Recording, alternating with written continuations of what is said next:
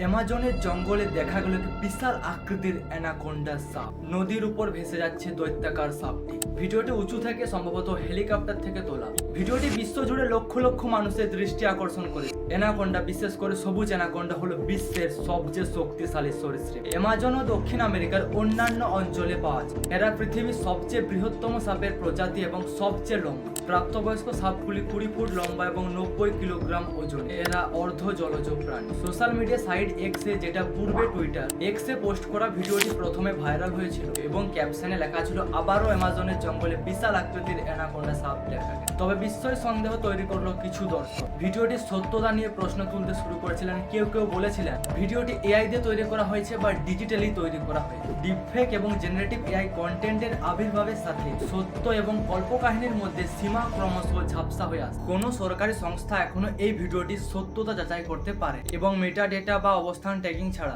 ভিডিওটির উৎপত্তি এবং সত্যতা অনিশ্চিত।